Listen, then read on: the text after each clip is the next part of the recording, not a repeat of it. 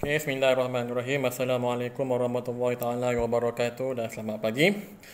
Okay, saya berharap semuanya dalam keadaan sihat, sejahtera, aman dan bahagia lah. Selalu di rumah itu insya-Allah. Okay, pada hari Khamis yang lepas kita telah pun membincangkan tentang pembuatan sabun dan tindakan pencuciannya. Okay, kita telah mentionkan sedikit mengenai asid-asid lemak seperti asid palmitik, okay, asid olik yang terdapat dalam minyak-minyak. Okay. Dan kita pun telah mendefinisikan sabun iaitu sejenis garam asid lemak. Okay. Yang di mana sabun ini terhasil dalam satu proses dipanggil sebagai proses saponifikasi, okay, melalui tindakan hidrolisis di mana gabungan minyak dan juga alkali, okay, seperti natrium hidroksida akan menghasilkan sabun dan juga gliserol. Okey, dan sabun ini boleh ditentukan kekuatannya, okey, sama ada bersifat keras ataupun bersifat lembut. Okey, bergantung kepada penggunaan alkali, sama ada kalau dengan natrium hidroksida sabun yang dihasilkan adalah keras, manakala dengan menggunakan kalium hidroksida pula sabun selalunya bersifat lembut, okey, dan selalu berbentuk cair. Okey. Dan kemudian kita terangkan sedikit tentang tindakan pencucian sabun. Okey, di mana kita tengok pada struktur molekul sabun tu ada dua bahagian iaitu kepala dan juga ekor. Di mana bahagian kepala kita panggil sebagai hidrofilik dan juga bahagian ekor ialah hidrofobik. Okey. So hidrofilik ialah bahagian yang sentiasa berada pada air dan bahagian hidrofobik bahagian yang akan menjauhi air. Okey, so dia akan bagi melekat pada bahagian-bahagian yang lemak lah. Okey.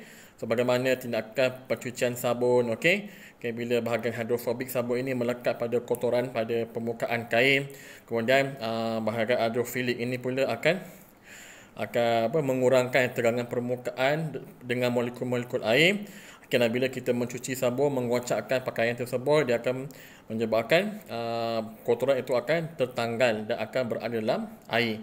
Okey, so itu sebabkan kenapa bila kita basuh baju ataupun apa saja benda yang kita basuh dengan sabun, selalunya dia akan jadi air yang kotor lah selepas dibasuh. Okey, so itu tentang sabun, okey, yang merupakan salah satu daripada sebatian karbon. Okey, so hari ini kita melihat kepada polimer semula jadi. Okey, so bila kita kata polimer, dia mesti ada kawan dia iaitu monomer. Okey, so bila kita gunakan perkataan poli dan juga mono. Okey, so mono ini bererti satu.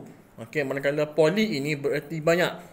Okey, so bila kita nak mendefinisikan polimer, polimer ini merupakan molekul besar. Okey, molekul besar yang berantai panjang. Okey, so polimer ini merupakan molekul besar yang berantai panjang yang terbentuk daripada gabungan unit-unit molekul yang kecil. Okey, so unit-unit molekul yang kecil ini kita panggil sebagai monomer. Okey, so bila monomer bergabung, okey, so dia akan menghasilkan satu rantaian yang panjang, molekul yang lebih besar dipanggil sebagai polimer. Okey, so antara contoh-contoh polimer dan juga monomernya. Okey, seperti saya boleh bagikan sekarang ni, kita ada dua jenis polimer, iaitu polimer semula jadi, yang boleh kita dapatkan daripada sumber-sumber alam lah, okey, ataupun di sekitar kita. Dan juga kita ada polimer yang sintetik, yang dibuat daripada makmal ataupun di kilang-kilang. Okey, so contoh polimer semula jadi, okey, seperti contohnya ialah protein. Okey, so protein merupakan sejenis polimer. Okey, dipanggil sebagai polipeptida. Okey, itu nama betulnya ialah polipeptida. Okey, so polipeptida ialah polimer bagi protein, di mana polipeptida ini diperbuat daripada unit-unit kecil iaitu monomernya, iaitu dipanggil sebagai asid amino. Okey, so asid amino merupakan sejenis monomer bagi protein. So bila kita ada lebih kurang, kalau tak saya ada 12, okey, ada 12 asid amino.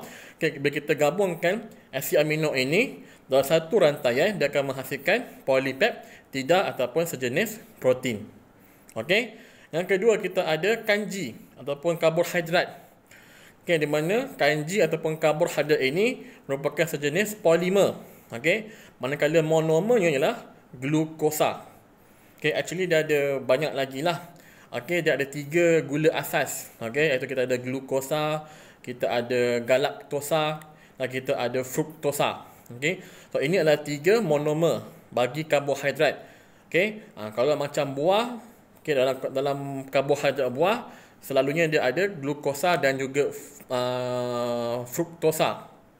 Okay, so dalam susu, okay, susu lembu yang kita minum tu merupakan sejenis karbohidrat juga. Okay, dia ada karbohidrat dia, okay, iaitu gula yang gabungan antara glukosa dan juga galaktosa.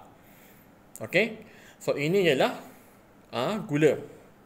Okay, dan kita karbohidrat, maaf. Okay, kemudian kita ada getah asli.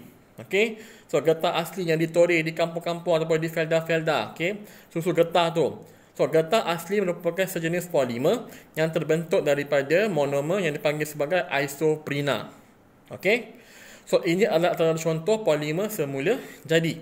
Okay, contoh lain bagi polimer sintetik.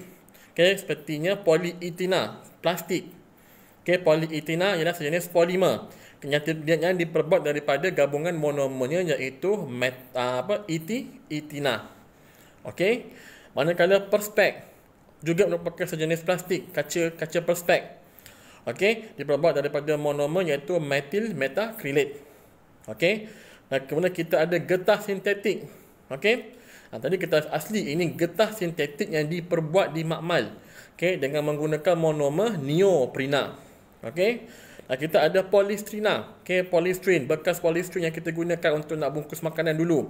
Okay, so bekas polistrin tu adalah jenis polimer sintetik daripada monomer styrena.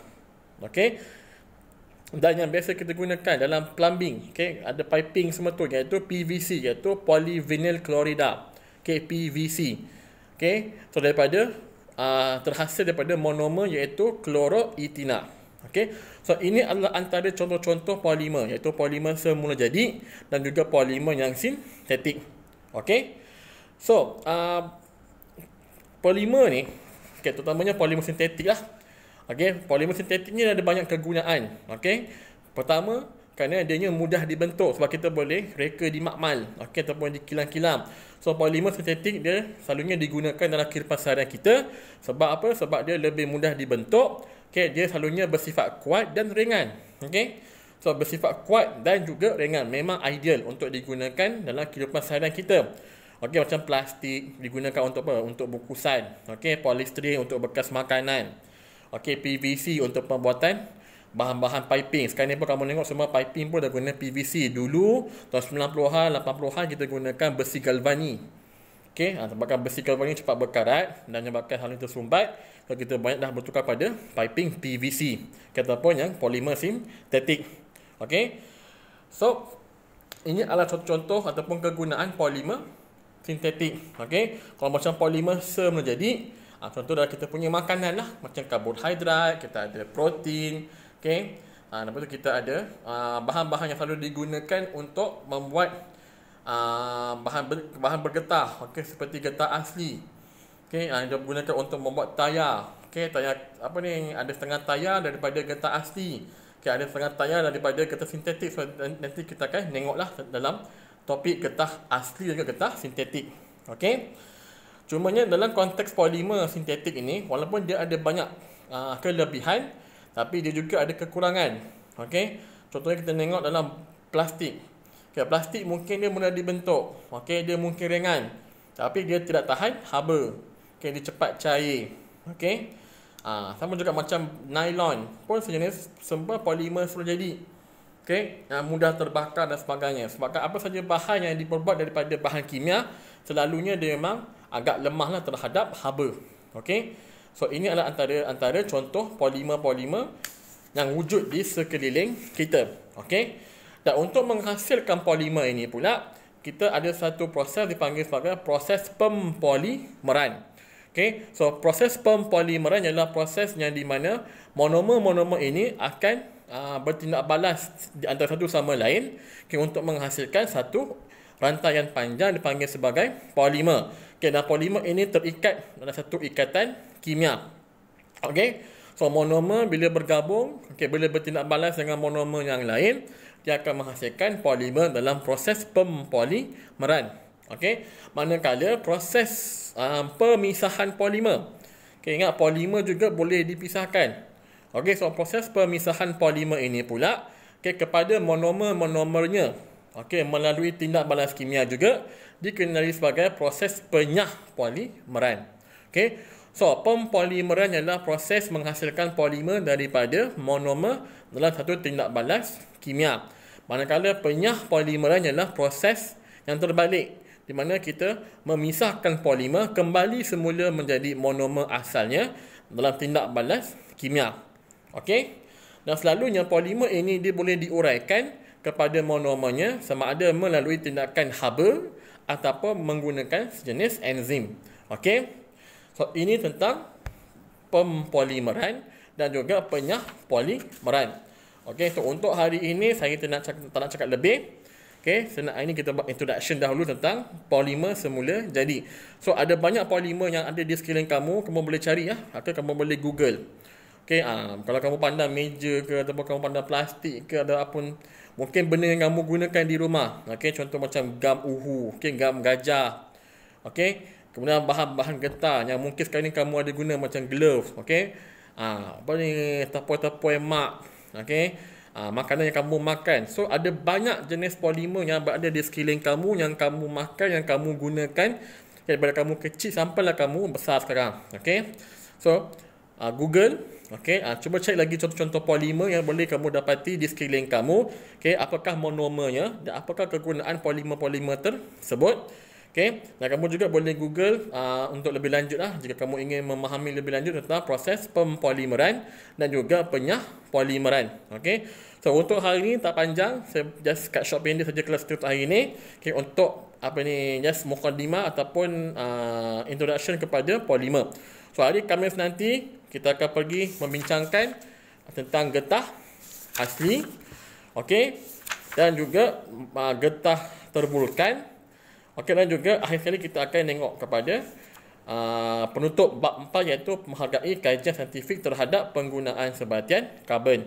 Okey. So untuk kelas hari ini saya tidak bagi apa-apa tugasan. Okey, hari ini kamu relax sikit. Okey, cuma saya minta kerjasama kalau ada tugasan-tugasan yang saya dah berikan sebelum ni yang kamu belum buat, okey, kamu scroll up balik Telegram tu, check balik dan sila buatlah. Okey, memang tak ada paksaan. Okey, saya bukannya jenis yang suka memaksa.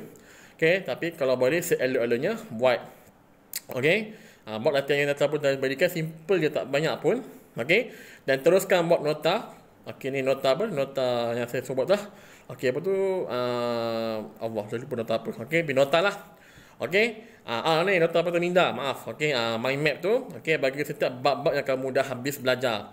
Okay, kalau tak bab kata 5, okay, bab kata 4 yang hari tu pun kamu boleh buat notanya sekarang. Okay, pada bab 1 sampai dalam bab yang akhir.